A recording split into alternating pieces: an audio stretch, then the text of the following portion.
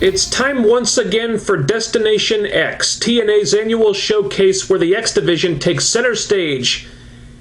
And as it turns out, this year it's happening at a time when the X Division means about as little as it ever has in its entire history. Quite frankly, the X Division in 2015, as well as every X Division title reign in 2015, has amounted to exactly nothing. It disappears from TV for weeks at a time, the title hardly ever gets defended, and on those rare occasions when it is defended, more often than not it's only so the belt can change hands to a new champion, who then proceeds to do little to nothing with it just like the previous champion did. That's not a good position for a division to be in at the time of year when it's supposed to mean the most and get spotlighted as an important part of the company.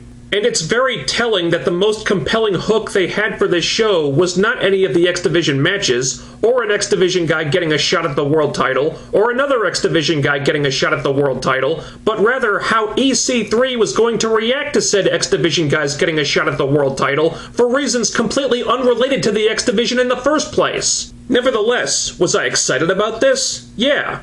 Because it was a good story. Because it was set up really well. Because it was a compelling situation with some genuine uncertainty in how it was going to play out. Because it had the potential to be a really big angle if they played their cards right.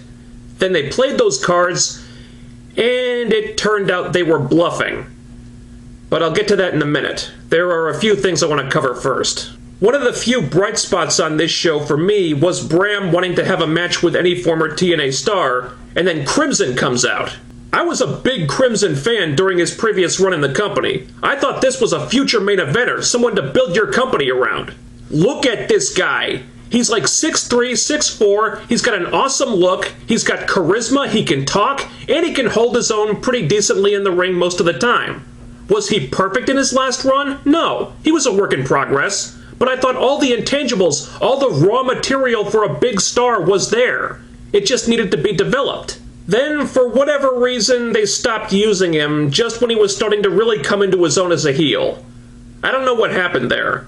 And he lost here, of course. But if they're using him on Impact, in addition to the one-night-only tapings they did a few months ago, does that mean that Crimson is closing in on getting a spot on the roster again? I hope so. Yes! I wasn't sure how to feel about what they did with the knockouts this week. Having gone through Gail Kim, Taryn Terrell is now booked to defend her title against Awesome Kong, and she decides that it's going to be a lingerie pillow fight. Because Taryn somehow has the authority to book the stipulations in her own matches now? When the hell did that happen? And if she can do that, then why doesn't she do it all the time? This just makes no sense. So Kong chooses not to play ball here, which was good because it would have been character assassination for her if she did. Instead, she comes out dressed normally and beats the shit out of Jade and Marty. Now personally, I think they should be protecting Jade more than they are, but that's beside the point. The match never really started, and apparently it was just thrown out. And I guess that's one way for Taryn to sidestep Kong, although it really wasn't that plausible if you think about it. So then Brooke shows up, and she says what needs to be said, this kind of stuff is a disgrace, and it's not what the knockouts are supposed to be about, and blah blah blah. So she beats up Taryn and embarrasses her, stripping the robe off, giving us some pretty incredible eye candy, and hopefully installing herself as the next challenger for the title. For the record, I'm not saying it should happen yet, but when the time comes, I'm totally on board with Brooke being the one to win the belt from Taryn. Taryn would benefit so much more from going through Gail and Kong before she's taken down by a newer girl than they would from beating her. I think it makes sense for Brooke to do it. Shouldn't happen yet because Taryn is really hot right now and the dollhouse is still getting established. But when they start considering how she should lose the title, I think Brooke is the one to do it with. Having said all this, I felt really conflicted about what went on here. It wasn't a bad segment. I like how it was produced with the props and the different lighting and stuff. I like that the Dollhouse have their own lighting scheme for segments like this. It helps them stand out more. But I just wasn't crazy about the whole lingerie pillow fight thing. Even though they didn't go through with it, the idea just kind of felt wrong. Why? Because this is the kind of thing the beautiful people would do. And I don't like that because the Dollhouse are supposed to be something new and different for this division. The last thing we want is for them to turn into a beautiful people clone. The writers should be striving to differentiate them from that group as much as possible, and that includes not doing stuff like this. But if you're just going to give them stuff that Velvet and Angelina would have been doing in 2008, that's not very creative. That's just rehashing stuff we've seen already. I like the dollhouse and I want to see it succeed, but the best way for that to happen, in my opinion, is to focus on what makes them different from what's come before and accentuate that as much as possible. These girls can pull it off, so let them do it. The most interesting thing going into this show for me was the angle of how is EC3 going to react? What is he going to do? You have this egomaniacal heel character who was finally ranked #1, who thought he was next in line for a world title shot, who suddenly found himself third in line behind Austin Aries and Rockstar Spud, a guy he's got more reason to hate than just about anyone on the roster, and he was livid over this. And this was a really compelling situation because you knew EC3 had to do something really huge here. That's the way the story had been set up. You didn't know what he was going to do, but you knew he would do something to completely fuck up this night for somebody. And then what did he do? Not a goddamn thing. He has a confrontation with Kurt Angle in the opener. It's a great segment. It's intense, the promos are terrific. It makes you really want to see these guys go to war over the title. And I hope you like this segment because the show peaked at that point. They have this great setup and then no payoff whatsoever. Rockstar Spud, the man cashing in Option C, gets his title shot in the curtain jerker spot, undermining Option C and spoiling the outcome. Not that anyone really thought Spud would beat Angle for the title in the first place, I wouldn't expect that, and it wouldn't have worked anyway.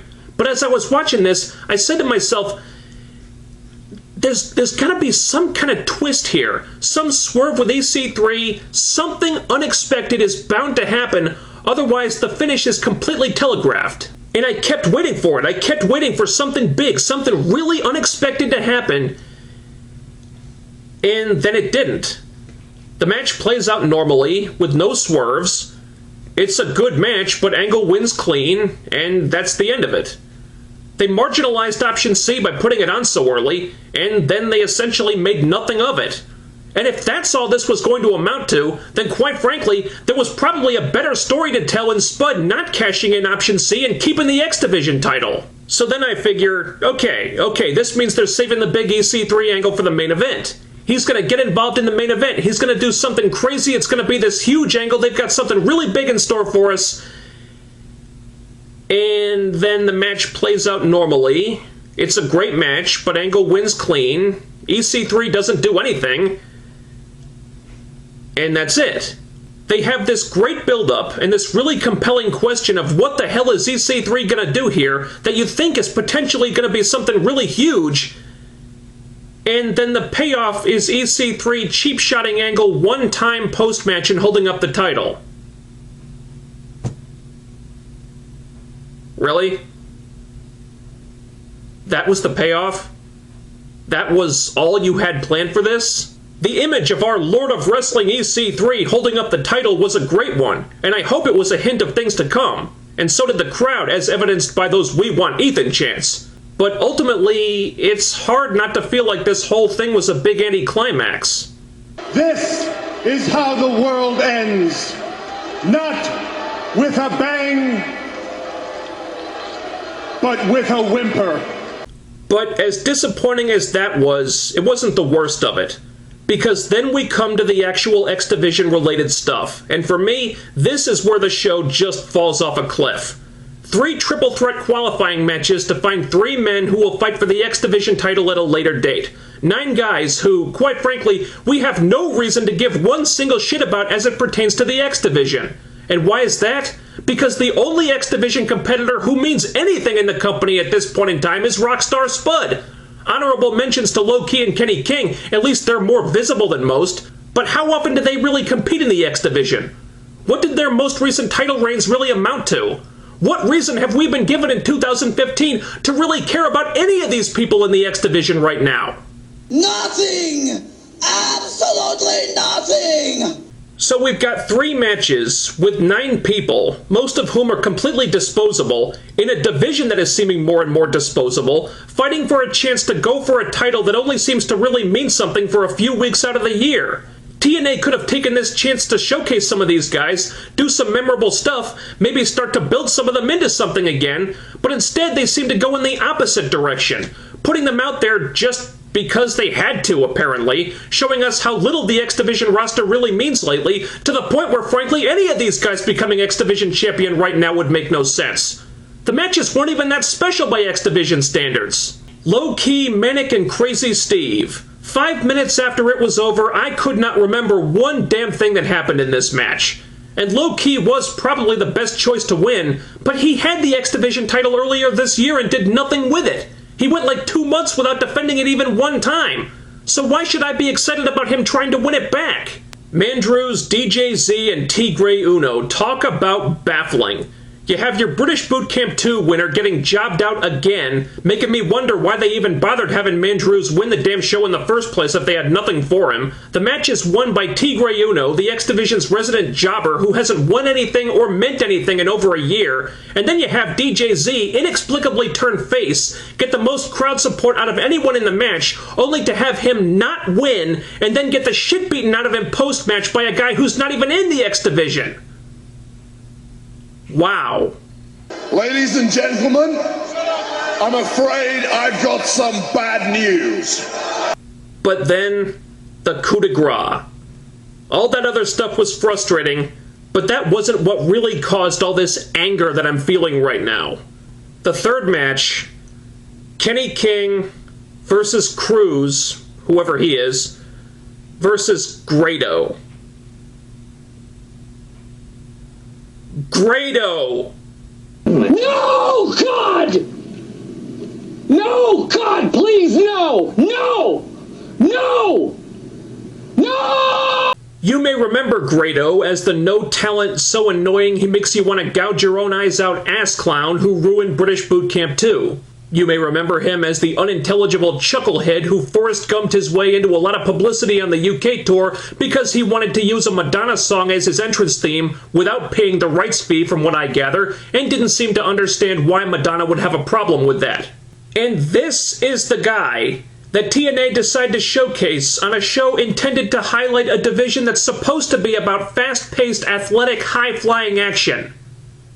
Grado belongs in the X Division about as much as Hornswoggle would. And not only do they actually put this idiot on TV with multiple asinine backstage pre-tapes, they actually have him win the match! Oh my God, he's gonna puke! He's gonna puke! He's gonna puke! He's gonna puke! They do all this stupid comedy with Cruz and Kenny not being able to pick Grado up. Get it? Because he's fat. Even though Kenny has lifted guys much heavier than him, no problem, so that was fucking dumb. And the worst part is that TNA genuinely seemed to think that this was a great idea. Josh Matthews won't shut up about him. How can you not love Grado? He's so entertaining, he's so likable, he's so charming. No, he's fucking not. He's an irritating, out-of-shape, unathletic jackass who, for some reason, seems to have a whole lot of people fooled into thinking that he's actually worth paying attention to. On a night that's supposed to be about making the X Division look like something special, TNA decide to pull this giant troll job and spit on what the X Division stands for by featuring, highlighting, and worst of all, putting over someone who looks like he only got on the show in the first place because someone in management lost a bet. This is embarrassing! I was embarrassed to be watching this! You seriously want Grado of all people competing for the X Division title? One word. Why? I'd rather get a high colonic with a hot poker. Not a good Destination X, you guys. Angle Spud was a good match, Angle Aries was a great match, but in almost every other way this show failed. They didn't stick the landing with the EC3 angle, the knockout stuff was kinda questionable, the Grado garbage was exactly that, garbage, and to be honest, that shit just made me want to turn the show off. They seemed to go out of their way to make a joke of the X Division with those qualifiers. Very little was made of Option C. It was like they did it just to get it out of the way, much like they did with Austin Aries' Feast or Fired world title shot with him being unable to beat a guy who'd already wrestled once that night. Ultimately, the only reason why either of those matches were done in the first place was just to throw gas on the fire for an angle and a character that have nothing to do with the X Division whatsoever. And even with that, they dropped the ball, because at least it gave them this great opportunity to do something really big with EC3, and then all he does is cheap shot angle from behind one time. You know who failed? Each and every one of you just failed. Destination X is supposed to be a celebration of the X Division, but all that was really accomplished here was shining a big light on how little the X Division actually means these days. That's why the title of this video is Destination X, EX, like an ex-girlfriend who's not with you anymore. That's what the X Division felt like to me as I was watching this. I found this show to be very underwhelming, very frustrating, a big missed opportunity, and if the Grado shit goes where I'm afraid it might, there may be a lot worse to come. That's it for me this week. I gotta go wash this bad taste out of my mouth. See you next time.